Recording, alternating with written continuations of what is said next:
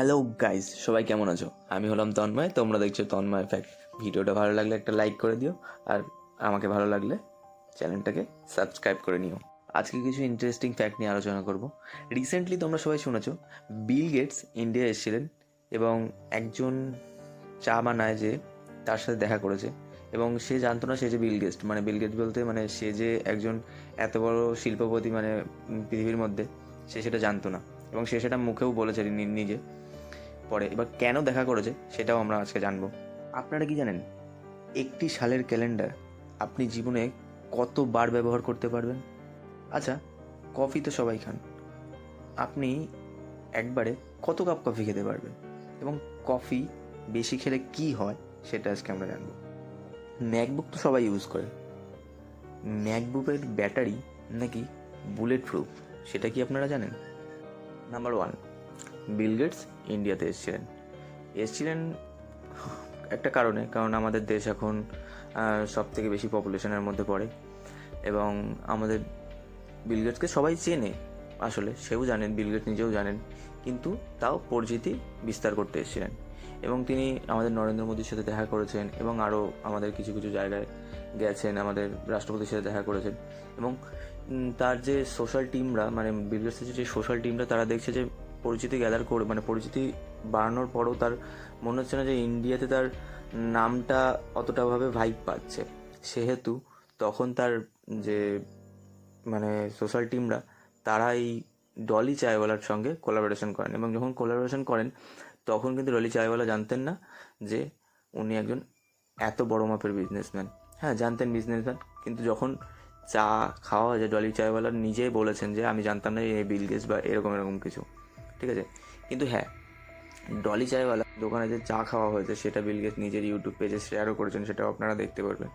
এটার আসল কারণ হলো যখন দেখছে যে ইন্ডিয়ান মানুষরা তাকে এইভাবে অতটাভাবে ভাইরাল হতে পারবেন না, সেই কারণে তখন সেই ডলি চায়ওয়ালার কাছে গিয়ে চা খেয়ে নিজের ভিডিওটাকে ভাইরাল করেন, কারণ উনি জানেন বিজনেস কী করে চালাতে হয়। ঠিক আছে।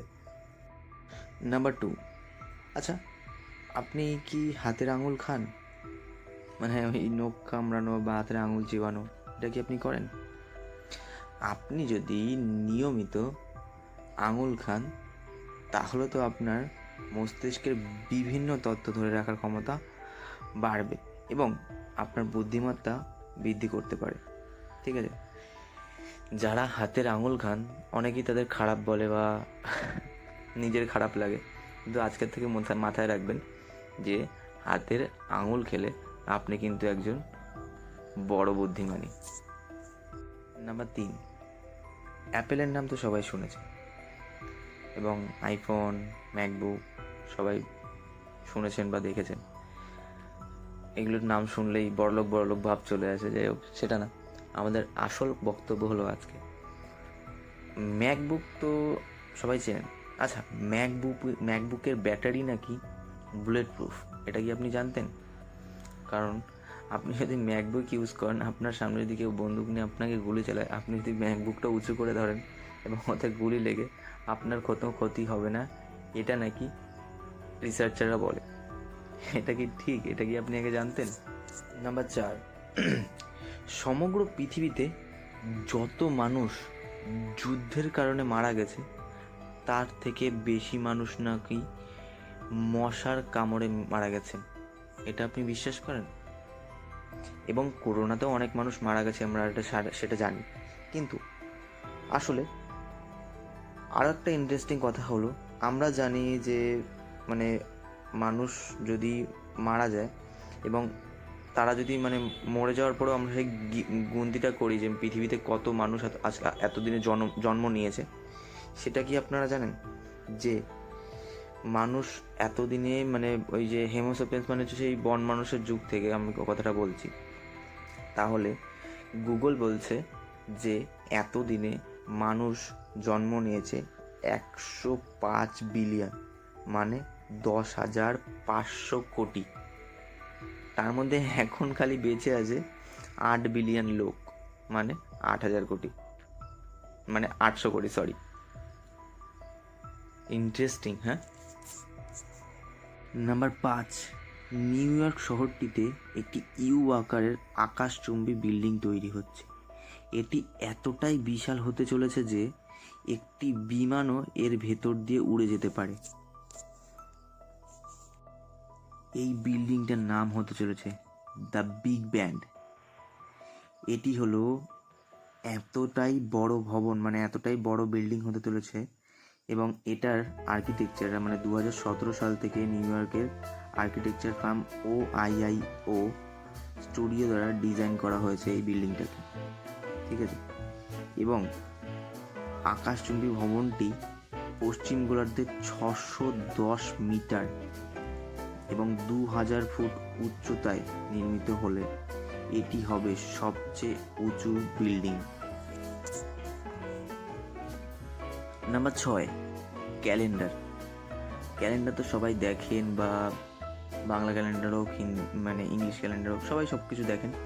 কিন্তু আপনি কি এটা জানতেন যে একটি বছরের ক্যালেন্ডার আপনি জীবনে আরও 3 থেকে 4 বার ব্যবহার করতে পারবেন? কী করে বলে দিচ্ছি। কারণ কিছু বছর পর পরে আমাদের দিনগুলো ক্যালেন্ডার অনুযায়ী একই দিনে সেটা রিপিট হয়। যেমন 2018 সালের ক্যালেন্ডারটি আপনি আরও 3 বছর ব্যবহার করতে পারবেন। আর সেই বছরগুলি হলো, আমি বলে দিচ্ছি, এবং আপনি সেটা মিলিয়ে নেবেন। 2029, 2035 এবং 2045। এটা একবার আপনি লক্ষ্য করে মিলিয়ে দেখবেন। নাম্বার 7, অ্যান্ড্রয়েড ফোন তো সবাই ইউজ করেন এবং জানেন এর বিষয়ে অনেক কিছু, এবং যারা জানেন না তাদের জন্য এই কথাটা। অ্যান্ড্রয়েড ফোন কে কবে আবিষ্কার করেছিল এটা কি আপনার জানা আছে? আমি বলে দিচ্ছি। অ্যান্ড্রয়েড যে আবিষ্কার করেছিলেন তার নাম অ্যান্ডি রুবিন। তার নামকরণ অনুযায়ী অ্যান্ড্রয়েডের নামটা রাখা হয়েছে। অ্যান্ড্রয়েড একটি সিস্টেম, আমরা যে ফোনটা ইউজ করি তার মধ্যে এই সিস্টেমটা অপারেট করে, এবং তার নামই হচ্ছে অ্যান্ড্রয়েড, ঠিক আছে। তিনি এটি আবিষ্কার করেছিলেন 2003 সালে। এখন চলছে 2024, তার 21 বছর আগে এটা আবিষ্কার হয়েছিল, এবং 21 বছর ধরে এটা আপগ্রেড হতে হতে এই জায়গায় পৌঁছেছে। এখন 2024-এ এটি এআইতে পরিণত হয়েছে। অ্যান্ড্রয়েডটা এআইতে পরিণত হয়নি, অ্যান্ড্রয়েড ভিতরে এআই চলে এসছে, এবং ফিউচারে এটা আরও আপগ্রেড হবে। এটা একটা ইন্টারেস্টিং ফ্যাক্ট ছিল। অনেকেই হয়তো জানতেন এবং অনেকে হয়তো জানতেন না। যারা জানতেন না তারা যদি কিছু তথ্য জেনে থাকেন তো একটা ভিডিওটাতে লাইক করে দেবেন।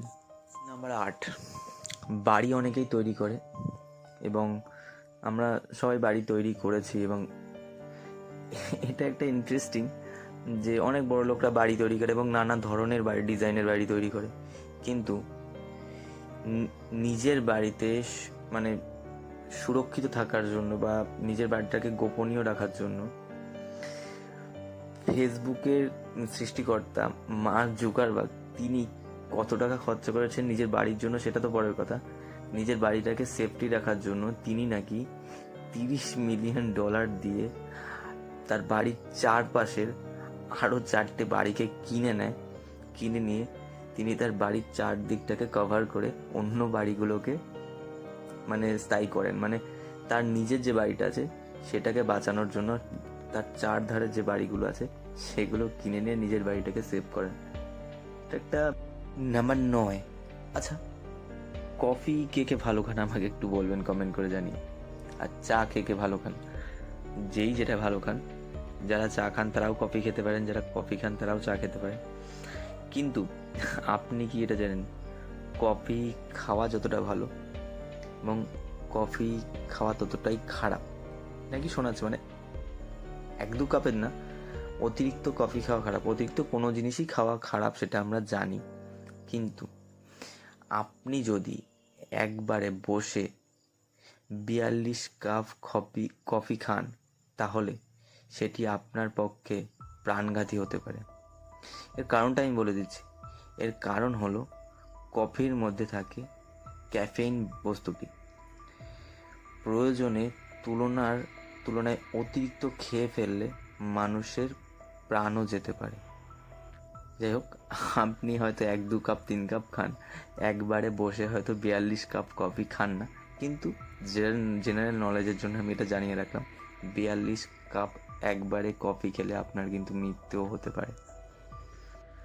আমি এটাও বলে দিই, আমি চা খাই না, মানে চা খাই না বলতে বলা ভুল, মানে চা ভালো লাগে না, জানি না কেন।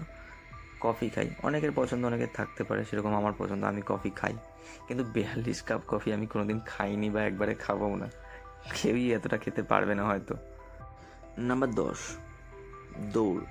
দৌড় তো আপনি মানে শুনেছেন বা দৌড়েছেনও অনেকে হয়তো।